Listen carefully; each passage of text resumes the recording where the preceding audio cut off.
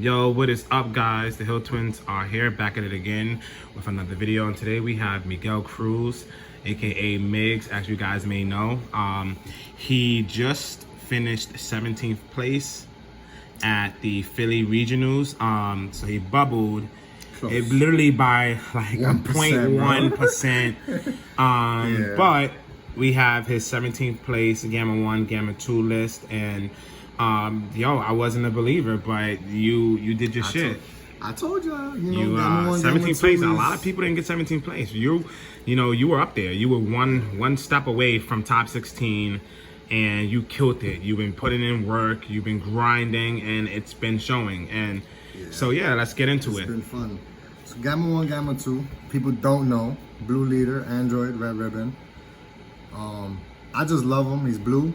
Androids can't get any better than that to me. Right. And I love his versatility. You know, they go to SS3 more, but listen, Gamma 1, Gamma 2 is showing out too. Yes, he is. So his permanent, if you don't know, you can't use non-red ribbon armies with skills to place in your energy. His auto unawaken is just a swing draw, basic auto. His awaken condition, when you have 4 less life, you can awaken, or if you have a 2 specified calls, blue unison, and you can awaken. It's untap 1, draw 1, take life till you get to 6. Yeah. Pretty standard right now. Pretty powerful, yeah. And then he awakens. Yeah. The awaken side is where the fun begins. So he doesn't draw and swing on this side, which is okay. He has his end of turn auto, which is you add 3 blue androids from your energy to your hand, and then you can place up to 3 blue androids Untapped. untapped unless they have energy exhaust. Draw a card and then you add, Yep, and you draw a card as well. Also, he has the replacement of the energy effect for the engine that it comes with, which is essential basically. But yeah, I mean, people sleep on that auto a lot. It's powerful, yeah. It's pretty powerful. It's SS3 in a nutshell. You know, we'll get into some of it, you know, with the profile of some things. So let's just, let's start it off with the cantrips. 2 Android 18s. So I only run 2. It's not really necessary to run more. Right. The reason I run it is it's a blue Android, so it still fits with the energy curve. Yep. And Gamma 1 doesn't really do anything on turn 1. So this just gave me an option, another searcher. Yeah. So combo piece, not bad. This card is just absolutely amazing in the deck. I wish I could use other cantrips. But this is what we have. She searches for all your androids pretty much, right? Yeah, blue or green android. Yeah. 5 or less. Shit, I gotta double check. Yeah. I think it's blue, any blue or green android. No, it's any blue or green android. Yeah, she's nuts. So she literally she literally searches anything. From super combos, which is coming up. Everything, anything. So super combos, I did a 3-1 split. Okay. Yeah, I mean the draw I felt like was more important than the untapping, clearly, because Gamma untaps. But there are situations when you do need that extra energy. And listen, I stay at high life a lot, so these are really not even live most of the game. Right. So that's always a good option to have. They're when you're losing, and you will use them when you're 100%. Obviously, that's the concept. And they even if you're not at the life and you pushing, it's a 10K. Right? So it's literally on the attack. It's the same as that. Otherwise, it's really good when I'm losing. Yeah, basically. Right. Yeah. So next up, I only run 2, the Android 14, 15. I know. People will say, "Oh, you should run 4." I don't run 4 because I run the Android 18s. So that to me makes up my playset. Like your 2-2 split, right? Yeah. So I know this is free, but you can whiff with this a lot more than with Android 18 because these only grab red ribbons. Right.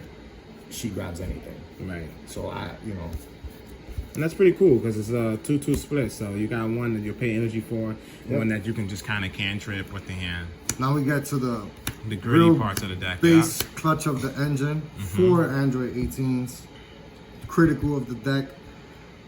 Her and 17 do the same thing. Yeah, you bring out 17. Let's see this. Yeah. They brother and sister, right? Why not? So 4 and 4, obviously. They both do the same thing. Top one, you can play them from the energy. When they get played, look, search top 5, and you can choose an Android, place it in your energy. Yep. And bottom deck of energy and shuffle. So these are essential for fixing your energy. Right. They're literally essential. The like heart of the deck. You cannot turn 3 anyone, like you can't turn 3 anything else but these, because if you leader effect and don't hit an Android, that is the only way to fix your energy. That. Right, exactly. Yeah. So these are the most important pieces of this whole engine. Yes. Critical. And they're powerful. 1 energy. Critical, yeah, 15K critical, 1 energy. Crit pressure. Yeah. And barrier. He's just not. This card right here. I thought he was a basic card. I played against so it. This is the thing with this, right? It's matchup dependent, but this guy is amazing against yellow trunks. Right. Because, you know, they're going to establish the 3-drop, and he just says, even if they put Poutine on board as well, he says, sure, cancel both of those effects. For 1 energy, barrier on board, 15K attacker. Right. And now you can play the game without worrying about trunks, you know, going crazy on you. Yeah. And it's just clutch. Yeah. It's clutch. You're not. So the other energy, yeah, amazing. This card this is basically what you want to charge turn 1. Period. I don't care what game you're in, what matchup you're in. This is what you want to charge turn 1. Why not? It's the energy as well as you want to see it. Turn 2, you can if you want, but that's just bad. But you can always play it from the hand, which is more important than the energy. This one, playing it from the hand is very, very important, especially if you want to do it turn 2, because it doesn't trigger your leader. You don't lose the energy. So, yeah. Right. 20K dual attack, bottom deck, a card with equal or greater energy. And it has deflect. Yeah, it's hitting board. Yeah, no questions asked. Mm-hmm. No questions asked. Very strong. My counterplay of choice, Android 18. Answers so many questions, so many decks. Problems, yeah. Oh my god, this guy hits. It's the most annoying card ever. Yeah. One problem, you need the unison. Without the unison, this card is basically dead. Second problem on your turn sheet. Yeah, on my turns, you got to tap 4. And I have done it. I have done it for very good reason, but you know, it's just bad. You generally don't want to do that. Yeah. She's a blocker, so you'll bottom deck something, get a block on board, and you know. It's powerful. Yeah, the bottom deck is just too clutch. It just answers so many things. She's 4 or less, right like now. Everything 4 or less right now. GT, U7. I mean, it's just a lot. That Frieza's never hitting board. Yeah. He's hitting bottom deck. My counterplay of choice, the Android 14. This is the floodgate of the deck. It is extremely strong. If you let him hit board, your turn is probably over. Yeah. Like, I think I had maybe 2 people. People only swing through it when they're going for game. That's it.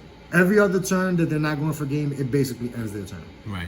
And the more turns you get with Gamma, the worse it starts getting for them. Right. So, funny enough, against the Trunks deck, I had like 8 cards. I had 3 of these on board, 3 barriers, 17s on board. It was just nuts. I haven't had a crazy board like that ever. It was fun though.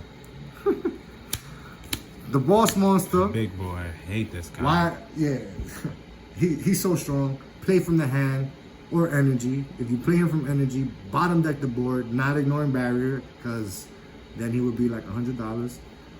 Right.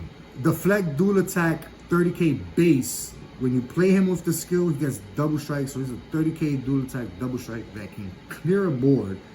And if that's not enough, because you know perfect cell got to be perfect. When he's in battle, if you counter attack, they have to bottom deck a card. Yeah. So he's just insane value. Like 3 cards. Like everyone has to respect this card.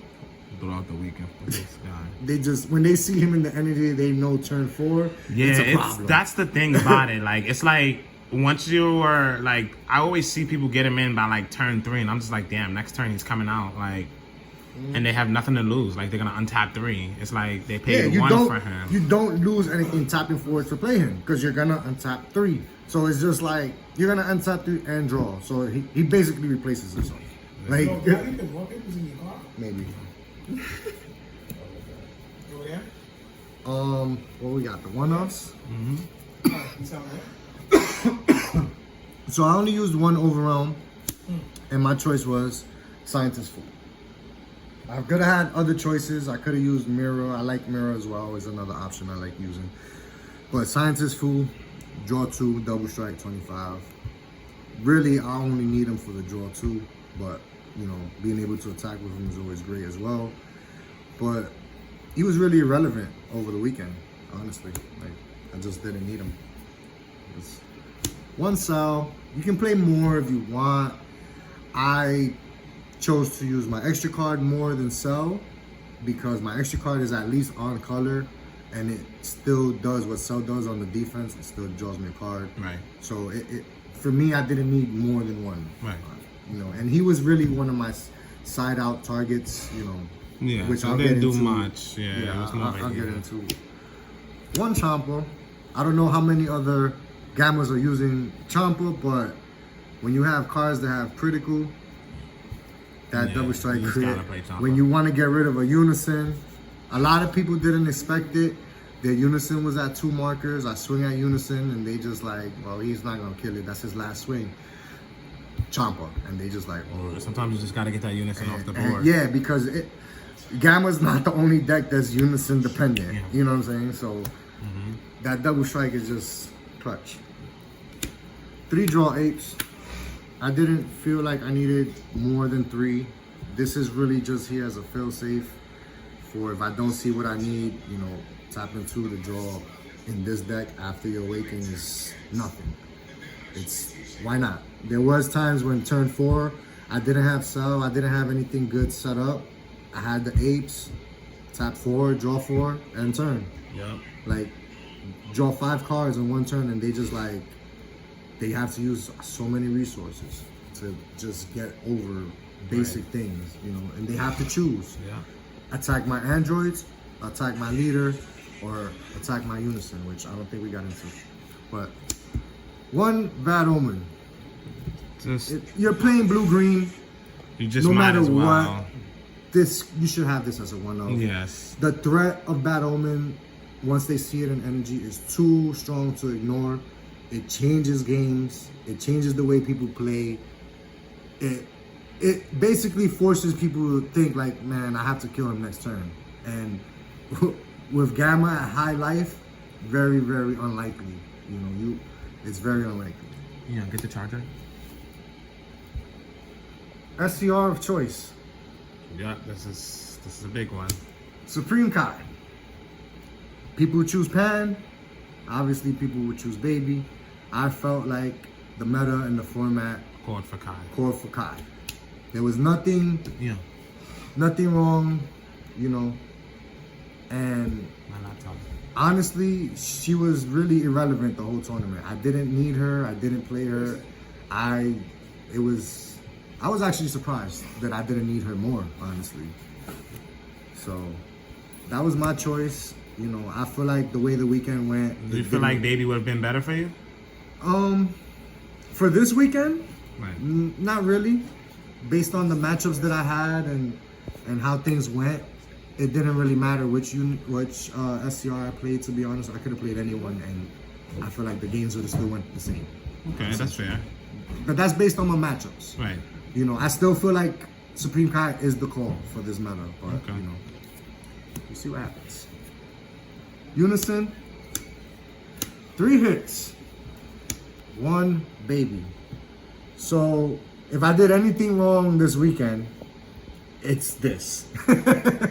It's definitely this. I lost 2 games because of not seeing the unison, and clearly this is exactly why. I only ran 3 of them, and it was my choice. I didn't feel like I needed 4. I didn't feel like I was gonna run into the problem that I did.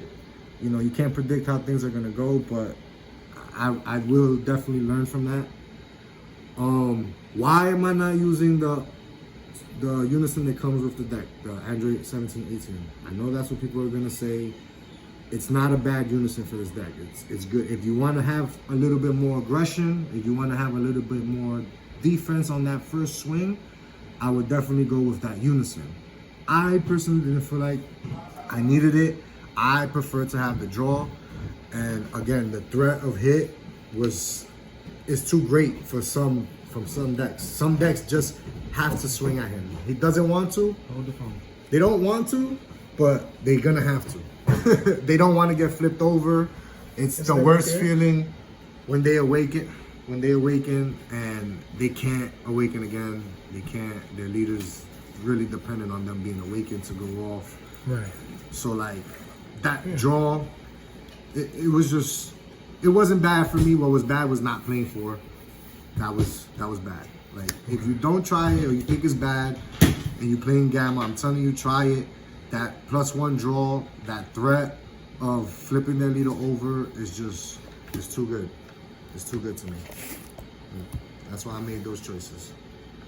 Okay. So extra cards, 1 dirty burst. It was a best of 1. So we did have pre-side, but you know, top cut, you had to play what you had. So obviously I'm anticipating to top and be in the finals. So I built my deck accordingly. So 1 dirty burst for, you know, the GT matchup, U7 matchup, things like, again, it was another card that was irrelevant. I sided it out a lot in almost all my matchups because it was just not needed. They were not gonna get to that. 1 desperate measures. So great card for the Floodgates, but I probably should have ran it at 2 to make sure I had it when I needed it. That's, you know, an adjustment that I'm gonna end up making. But desperate measures in this deck is just so good when it goes off, especially after you have your Floodgate on board, because you'll stop one of their plays, bounce your Floodgate back to your hand, and it's just like, oh, I still have the 2 energy for that same Floodgate that I just bounced back. So, you know, it can get oppressive when everything lines up and they don't have anything to answer it. Right. It's just downhill. I gave you that tactics. You did. That's a TheHillTwins right there. And I needed it too. I ain't gonna front. I needed it because one of the things I was worried about the most was riposte. Yes. So it was definitely the right call. Gonna run it at 2 in the future though, to make it solid. 3 realm. So this is my extra card of choice. I could have used Ultra Instinct or Kamehameha, but I just felt like the untap on my opponent's turn, I would rather have the draw. Seeing another card is just, to me, it was better. Bottom decking the 2 or less is cool. You know, against GT is relevant. You can bottom deck Pan. You know, so it's relevant against certain decks. But I just felt like the draw and being able to bottom deck one of their boss monsters is just too good. Maybe I'll put a Kamehameha in there because the 15K is legit. But, you know, the draw to me makes up for it. Right. So, yeah. D-Magic. So I have a love-hate relationship with D-Magic in this deck. I'm probably not going to be running it at 3. If I run it at all, D-Magic for Gamma 1, Gamma 2 is probably going to go on the side for me. I just felt like with the untapping, I don't really need D-Magic. If I get my Floodgate off, this really is just not needed. Right. So, you know, okay, that's fair. the untapping 2 is always great, but, you know, I think more than likely I'm going to try it at 2 and see how that goes. If I still feel like I really don't need it, then I'm going to just play it without it and just see how that goes. Right. I have other negates that I have in mind of replacing it with, but... And then the last card, obviously, the best blue card. the card that's never going to go away, no matter how much people complain. 4 Sensu Bean. Never seen, never. Well, you know what? You're right. You're right about that. But if they get rid of Bean, it's just like, to me, it's like, what are they doing? Like, right. That's what blue is about. Like, come on. Let's be serious. But that was the 55. I was running 55. The number felt great. I didn't feel like I was ever going to mill out. Aside from the games that I didn't see the unison, everything went great. It was a good weekend. Yeah, it was a good weekend. 17th place, finished amazing. Did you have the sideboard? I have the sideboard. Okay, I mean, let's run over that just real quick. could run Honestly, it. It's yeah. It's this all the videos too, though. So. Oh, you know what? Yeah, go ahead. the sideboard is gonna change. Yeah, we'll honestly. do it real fast. Yeah. This weekend, I feel like I could have just ran a 4-card sideboard because literally these were the only 2 cards I ever sided in. Well, let me not say that. I did side the Bora when I played against the Metacooler matchup, but again, they were all black cards. Yeah, I mean, okay. The other sideboard cards I had were just sell to have the 2. Add another one for 2 of them. Ooh, Yeah. I don't know if I want to show this. Okay, though. you don't gotta show it off. This is one of my techie texts. Yeah, you don't gotta show it off. Kami, Trunks, GT, the other desk measures that should have probably been in the deck instead. Well, because it was a pre-side, it was good. You could always add the second one in, so that was good. Sideboarding is still one of my weaknesses. We don't play best of 3. Working on it. That's fine. You're working on it. But I got the TheHillTwins with me, so you're working on it. They guide me in the right direction. You got it. So this is my other overarm that nice. I just nice. I don't know why people don't run this. It's a 1-cost double strike. You draw 30K and you get an energy back if they survive. Yeah. So it's like there's nothing wrong with why not? I don't see anything wrong with that. Another dirty burst, of course, for the other matchups. In case I needed it. But that's pretty much it. This one. Yeah, no, you're good. You don't gotta show that off yet. You don't gotta show that off. So that's the sideboard. That's pretty interesting. Yeah. Okay. Yeah, so pretty solid week, 17th place. Wish that digit went up one more. You would have been in 16. It was rough. It's all good though. It was you disappointing, really, but first time using the deck in an actual competitive event. This event was stacked. It had so much players. It was amazing. I mean, I don't remember the last time we ever played 9 rounds. Right. So the grind was real. It was very real. So you did amazing. It was obviously, we are always striving to do better, and that's just that. Yep. So you guys are gonna see more of Migs. Definitely in the House of Hype, and region news to come. He's grinding, and that's just that. I'm gonna be there. I'm gonna get my invite one way or another. So y'all better, when y'all see me there, just know he's on the hunt. Yeah. I'm coming to win. So there you have it, guys. Gamma is a real deck.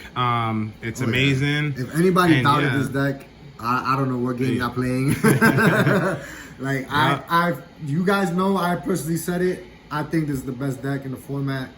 It is more skill intensive than other decks in the format, but I feel like if you play Yellow Trunks, you can play Gamma.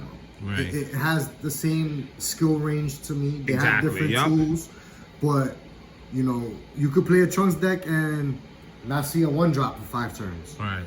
So it's pretty much he definitely is skill intensive deck, but But yeah, I'm definitely loving the deck. So thank you guys so much for tuning in. Congrats again to Migs for his placings. And like always, guys, stay super.